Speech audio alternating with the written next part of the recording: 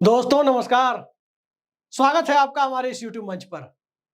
दोस्तों 4 जून के बाद उत्तर प्रदेश के मुख्यमंत्री की कुर्सी पर योगी आदित्यनाथ विराजमान रहेंगे या नहीं रहेंगे, इसका फैसला अब चंद लोकसभा सीटों के हाथ में आकर सिमट गया है। ज्यादा नहीं, 32 सीटें, और ये 32 सीटें ही तय करेंगी कि योगी आदित्यनाथ का क्या होगा। क्या योगी आदित्यनाथ 2029 में प्रधानमंत्री पद की रेस में सबसे आगे बने रहेंगे, या योगी आदित्यनाथ रेस से बाहर हो जाएंगे? और न सिर्फ रेस से बाहर होंगे, बल्कि उत्तर प्रदेश की सत्ता भी योगी आदित्यनाथ के हाथ से फिसलकर किसी दूसरे के हाथ में चली जाएगी। जितने मुंह उतनी बातें, उतनी चर्चाएं। कई है कि शर्मा का नाम कोई ले रहा है, भाजपा के एक सांसद ने तो मंच से ही उन्हें यशस्वी मुख्यमंत्री कह दिया। कहीं कोई राजनाथ सिंह का नाम ले रहा है, कहीं कोई पंकज चौधरी का भी नाम ले रहा है, कहीं किसी और का नाम चल रहा है। और जो हालात बन रहे हैं, पूरे देश ने जिस प्रकार का मैंडेट 5 चरणों के चुनाव में दिया है, और जमीन से जो खबरें छन कर आ रही है, वो साफ इशारा करती है कि अब नरेंद्र मोदी की किस्मत, नरेंद्र मोदी की राजनीतिक किस्मत 4 जून के बाद उनकी तीसरी शपथ होगी या वो विपक्ष में बैठेंगे, ये अब योगी आदित्यनाथ की मुट्ठी में कैद है। योगी आदित्यनाथ ही तय करेंगे, उनके वोटर्स तय करेंगे कि आखिर इन 32 लोकसभा सीटों में भारतीय जनता पार्टी का कुआं सूखेगा या भारतीय जनता पार्टी के कुएं में पानी रहेगा। कुएं में पानी रहेगा। इन 32 सीटों पर भारतीय जनता पार्टी का कुआं नहीं सूखता है, इसका सीधा मतलब है कि योगी आदित्यनाथ की सत्ता दांव पर होगी। लेकिन यदि कुआं सूख गया तो तय मानिए, गोरक्ष पीठ से 7 साल पहले आपने मुख्यमंत्री निकलते हुए देखा था, 2029 में शायद प्रधानमंत्री निकलते हुए भी लोग देख सकते हैं। लेकिन बिसात अभी से बिछानी होगी, और बिसात बिछती कुछ लोगों को दिख भी रही है। कैसे बिसात?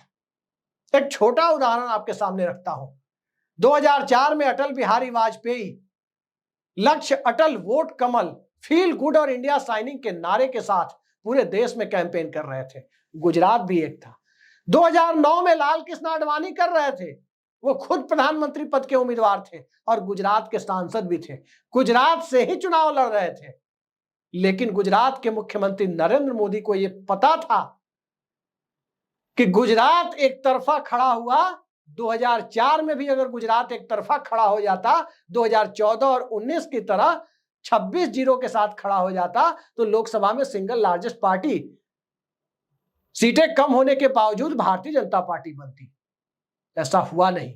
26 में केवल 14 सीटें बीजेपी को मिली। यानी नरेंद्र मोदी को कोई दोष नहीं दे सकता था कि गुजरात में भाजपा हार गई, क्योंकि गुजरात में 26 में से बहुमत की सीटें तो उसी ने जीती, आधी से ज्यादा सीटें।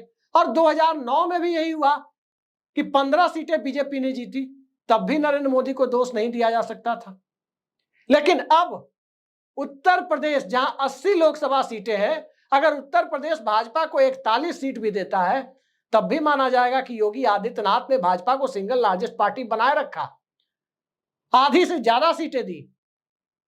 लेकिन 41 सीटों से नरेंद्र मोदी का काम नहीं बनता है। 40-41 सीटों से वो प्रधानमंत्री पद तक नहीं पहुंचते हैं।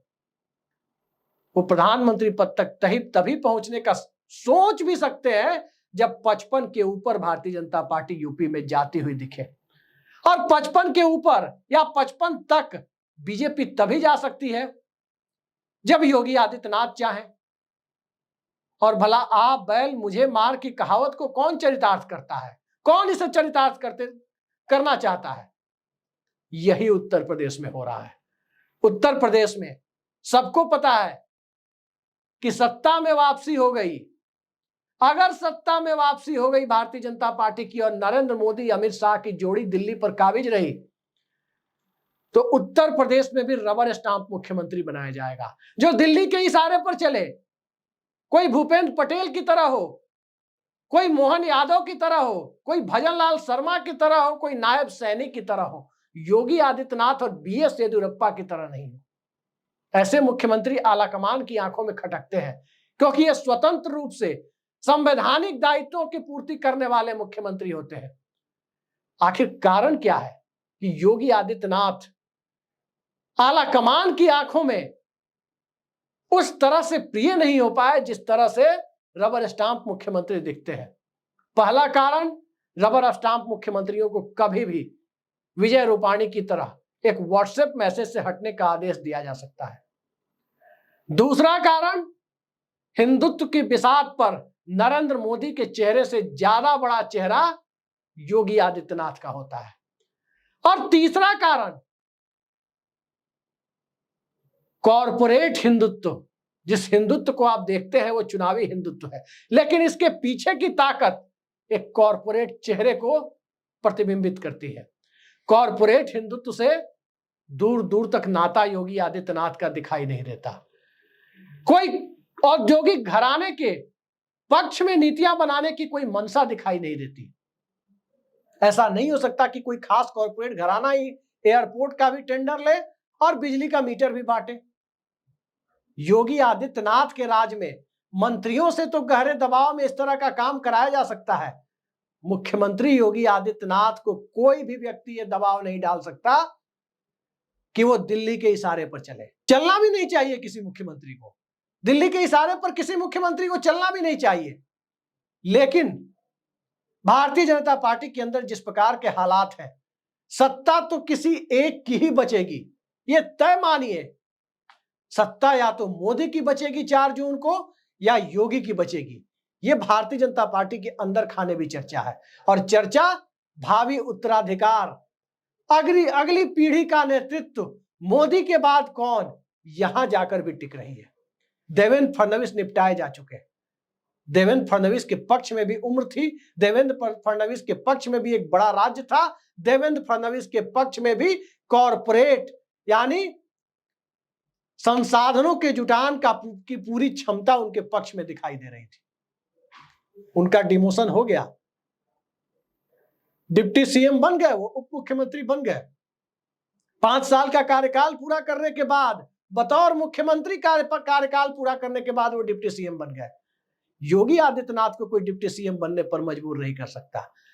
योगी आदित्यनाथ से या तो सत्ता में बरकरार रखकर एक स्वतंत्र चेतना वाले संवैधानिक दायित्वों के तहत, जो हमारा संविधान कहता है कि मुख्यमंत्री किसी प्रधानमंत्री के अधीन नहीं होता। प्रधानमंत्री के अधीन उनके कैबिनेट मंत्री, उनके राज्य मंत्री, उनके उप मंत्री हो सकते हैं, कोई मुख्यमंत्री नहीं हो सकता।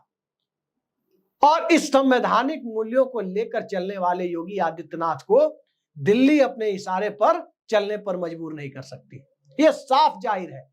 और मौजूदा दौर में जो कथित गुजरात लॉबी दिल्ली में हावी है, उस गुजरात लॉबी की आंखों में लंबे वक्त से योगी आदित्यनाथ खटक रहे हैं। उसे अपना आदमी चाहिए, उसे कई सारे एजेंडे पूरे करवाने हैं। उसे उत्तर प्रदेश में संसाधनों के ऊपर कुछ चुनिंदा कॉरपोरेट को कब्जा दिलाने के लिए, राज्य के मंत्रालयों में और ठेकों में वो जगह दिलाने के लिए, जो अभी सतही तौर पर कुछ दिल्ली दरबार के इशारे पर काम करने वाले मंत्री अपने इलाके में तो दे सकते हैं, अपने मंत्रालय में तो दे सकते हैं, लेकिन वहां भी योगी आदित्यनाथ का कोप भाजन बनना पड़ सकता है। मैं योगी आदित्यनाथ की प्रशंसा नहीं कर रहा, योगी आदित्यनाथ के प्रशासन की बुलडोजर नीति का मैं समर्थन नहीं करता, क्योंकि योगी आदित्यनाथ की बुलडोजर नीति की वजह से Indian judicial system, criminal justice system के पूरे पूरी फिलॉसफी को ही, उस पूरे कॉन्सेप्ट को ही, पूरी बुनियाद को ही धक्का पहुंचता है। लेकिन उससे ज्यादा बड़ा धक्का तब पहुंचता है जब इस देश में सत्ता के शीर्ष पर बैठा हुआ कोई व्यक्ति संघीय ढांचे के अंदर एक मुख्यमंत्री को, राज्य सरकार के मुखिया को, केंद्र सरकार का मुखिया ये मान बैठे कि वो हमारे अधीन है। केंद्र सरकार का मुखिया देश का मुखिया नहीं होता, वो केंद्र सरकार का प्रमुख होता है। राज्य सरकार का प्रमुख राज्य सरकार का प्रमुख होता है। मुख्यमंत्री और राज्यपाल राष्ट्रपति नहीं हो सकते, मुख्यमंत्री और प्रधानमंत्री राष्ट्रपति नहीं हो सकते। योगी आदित्यनाथ के साथ 32 सीटों का जिक्र मैंने किया कि यही 32 सीटें तय करेंगी। इन 32 सीटों में भारतीय जनता पार्टी को 26 सीटें मिली थी, पिछली बार, और इन्हीं 32 सीटों के सहारे नरेंद्र मोदी की भी सियासी किस्मत तय होनी है और उनसे ज्यादा योगी आदित्यनाथ की किस्मत तय होनी है। अगर ये 32 सीटें घटकर 12-13 पर आ गई तो तय मानिए कि 2027 के विधानसभा चुनाव में भी योगी आदित्यनाथ ही मुख्यमंत्री होंगे और यह भी तय हो जाएगा कि शपथ दिल्ली में मोदी जी नहीं लेने जा रहे। लेकिन 32 में फिर से 26 हो गई तो तय मानिए खतरा लखनऊ की गद्दी को होगा 4 जून के बाद।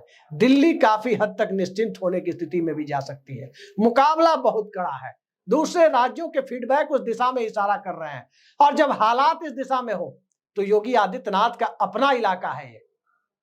अपना इलाका यानी उत्तर प्रदेश की 27 में से 24 सीटें भारतीय जनता पार्टी पूर्वांचल में लड़ रही है और उत्तर प्रदेश की सीमा से सटे जो बिहार का इलाका है उस बिहार के इलाके में 16 में से 8 सीटें जो बची हुई 2 चरणों का चुनाव है, बचे हुए 2 चरणों का, उन 2 फेज के चुनाव में 24 सीटें यूपी की बीजेपी लड़ रही है और यूपी से सटे हुए बिहार के इलाके यानी पश्चिमी बिहार की 8 सीटें हैं।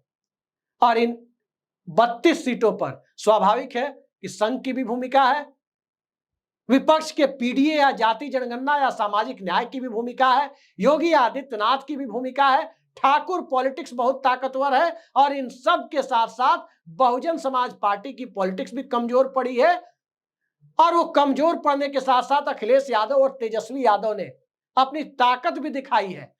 मुकेश सहनी ताकत दिखा रहे हैं, संजय निषाद ताकत उस ढंग से दिखाते हुए नहीं दिख रहे हैं या उनकी ताकत उतनी है नहीं जिसे वो दिखा सके। ये हालात बने हुए हैं। तो जब हालात ये बने हुए हो तो क्या योगी आदित्यनाथ 2004 और 2009 के गुजरात के मुख्यमंत्री नरेंद्र मोदी की जो लोकसभा चुनाव के दरमियान उनके राज्य में भाजपा की परफॉर्मेंस थी, क्या वही परफॉर्मेंस पर ला करके उत्तर प्रदेश में बीजेपी को छोड़ रहे हैं? क्योंकि उत्तर प्रदेश में बीजेपी को वहां छोड़े बिना योगी आदित्यनाथ की सत्ता बचेगी, यह फिर किसी न किसी के रहमो करम पर तय हो जाएगा कि सत्ता बचेगी या नहीं बचेगी। ये सबको पता है कि उत्तर प्रदेश के विधायक दल में योगी आदित्यनाथ या नरेंद्र मोदी किसी का बहुमत नहीं है। उत्तर प्रदेश के विधायक दल में ज्यादातर लोग वही हैं जो आला कमान जो कहेगा वही करेंगे।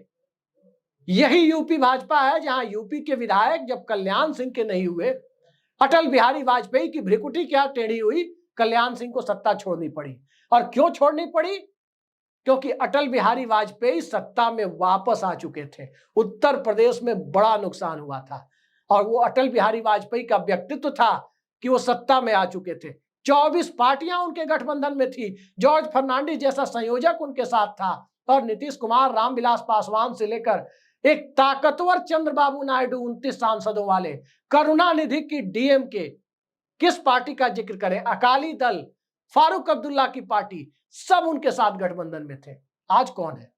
ये बात योगी आदित्यनाथ को पता है कि उत्तर प्रदेश एक ऐसी बंद मुट्ठी है जिस बंद मुट्ठी के खुलने से ही दिल्ली की सत्ता तय होनी है। और सत्ता जब तय होनी है और उत्तर प्रदेश के पड़ोस का इलाका भी जहां की यूपी के बॉर्डर से सटी हुई सीटें हैं ज्यादातर, तो इन 32 सीटें जहां बीजेपी लड़ रही है अगले 2 चरणों में, और ये इलाका नरेंद्र मोदी भी चुनाव लड़ रहे हैं, वो लोकल नहीं है, गुजरात से आए हैं। और योगी आदित्यनाथ गोरक्ष पीठ के महंत हैं। यूपी और बिहार के इलाके में इस मठ का बहुत महत्व है। एक सेकुलर क्रेडेंशियल वाला मठ माना जाता है। कई सारे मुसलमानों के गांव है जो इस मठ के भक्त हैं और उस मठ के महंत योगी आदित्यनाथ को बखूबी पता है कि सियासत कैसे होनी है। भारतीय जनता पार्टी के अंदर एक ट्रोइका विकसित हो रहा है। नितिन गडकरी, याद कीजिए, प्रधानमंत्री नरेंद्र मोदी उनके संसदीय क्षेत्र में थे, लेकिन नितिन गडकरी ने मुलाकात नहीं की थी। कौन सोच सकता था कि प्रधानमंत्री नरेंद्र मोदी, या नरेंद्र मोदी को छोड़िए कोई भी प्रधानमंत्री होता, अगर किसी कैबिनेट मंत्री के संसदीय क्षेत्र में प्रधानमंत्री हो, उसके शहर में प्रधानमंत्री हो और वो मंत्री वहां होने के बावजूद प्रधानमंत्री से ना मिले, पहली बात वो कहीं भी वो मंत्री होता तो अपने संसदीय क्षेत्र पहुंच जाता क्योंकि प्रधानमंत्री आ रहे हैं। लेकिन नागपुर में जो हुआ आपने देखा, और आपने ये भी देखा योगी आदित्यनाथ नितिन गडकरी के घर पहुंचे थे। संजय जोशी के फिर से सक्रिय होने की बातें आ रही है सामने, और लखनऊ में उत्तराधिकारियों के नाम भी अलग अलग मीडिया गॉसिप में और कई जगह अंदर खाने भी चलने शुरू हो गए हैं। तो इस हालात में योगी आदित्यनाथ क्या करने वाले हैं, उनके समर्थक क्या करने वाले हैं इन 32 सीटों पर? वो बिहार भी जा रहे हैं, वो उड़ीसा भी जा रहे हैं, वो दूसरे राज्यों में भी जा रहे हैं जहां चुनाव बचे हुए हैं। पूर्वांचल और पश्चिमी बिहार, यहां की सीटों पर योगी आदित्यनाथ की फैन फॉलोइंग ज्यादा है। भाई हिंदुत्व के नाम पर, चुनावी हिंदुत्व के नाम पर योगी आदित्यनाथ का पॉलिटिकल करियर बचाना इस इलाके के हिंदुत्व के झंडा बरदारों की पहली प्राथमिकता है, या नरेंद्र मोदी की सत्ता को बचाना पहली प्राथमिकता है? इसी संतुलन के ऊपर योगी आदित्यनाथ की मुख्यमंत्री की कुर्सी, उनकी प्रधानमंत्री पद की दावेदारी, 2029 की उनकी राष्ट्रीय महत्वाकांक्षा जिसकी चर्चा भी कई लोग करते हैं, और इन सब के आगे भारतीय जनता पार्टी के अंदर गुजरात लॉबी से बीजेपी को मुक्ति मिलेगी या नहीं, ये सारी चीजें निर्भर करती है। इसी इलाके में आजमगढ़ भी है, इसी इलाके में बस्ती से लेकर श्रावस्ती से लेकर बलिया तक का इलाका है, इसी इलाके में आरा का भी इलाका है, इसी इलाके में चंपारण का भी इलाका है, तो इसी इलाके में देवरिया कुशीनगर का भी इलाका है। गौतम बुद्ध से लेकर महात्मा गांधी तक इस इलाके में है, और बाबा विश्वनाथ से लेकर इसी इलाके में तमसा नदी भी है। तो आप अंदाजा लगा सकते हैं कि पिछली बार जिस कड़े मुकाबले में महेंद्र नाथ पांडे जीते, जिस कड़े मुकाबले में वीरेंद्र सिंह मस्त बलिया में जीते, और जिस कड़े मुकाबले में मेनका गांधी सुल्तानपुर में जीती, भाजपा के टिकट पर तीनों लोग, और ऐसे कई लोग इस इलाके में जीते। अब चुनाव वहां किस दिशा में जा सकता है, और योगी आदित्यनाथ की भूमिका अपने राजनीतिक भविष्य को 2004 और 9 के नरेंद्र मोदी की तरह सेफ रखने की है, ताकि नरेंद्र मोदी ने 4 और 9 में जैसे अपने राजनीतिक भविष्य को सेफ रखा दोनों लोकसभा चुनाव में, भाजपा के पक्ष में बहुत खुलकर उस तरह का अभियान नहीं चलाया जो 14 और 19 में चला, तो उसका फायदा उन्हें मिला कि 14 तक उनकी राजनीति बची रही। और अब योगी आदित्यनाथ की राजनीति बची रहेगी, धारा बची रहेगी, सत्ता बची रहेगी, और सियासत की बुनियाद बची रहेगी, तभी 2029 की बिसात की भी संभावना बची रहेगी। यहां बिसात और सत्ता, संभावना और सियासत, इन चारों को बचाने और बनाने का खेल है, और इन चारों को बचाने और बनाने का खेल है। तो गुजरात लॉबी को उसी फॉर्मूले पर क्या योगी आदित्यनाथ लाएंगे जिस पर 2004 और 9 में गुजरात के लोकसभा सीटों का नतीजा तय हुआ था, या 2014 वाले फॉर्मेट में ले जाएंगे? वो हालात तो दूर दूर तक नहीं है। बंद मुट्ठी, मैं फिर कह रहा हूं, पूर्वांचल की बंद मुट्ठी, इंतजार कीजिए। 32 लोकसभा सीटें, 24 यूपी, 8 बिहार, और इसी के हाथ में योगी आदित्यनाथ की किस्मत और नरेंद्र मोदी की तीसरी पारी की पूरी बिसात यही आकर के रुकी हुई है। किसका ताला खुलता है, किसकी किस्मत का ताला खुलता है, ये तय नरेंद्र मोदी नहीं, ये तय योगी आदित्यनाथ और उनके समर्थक करेंगे। आज के लिए इतना ही, नमस्कार।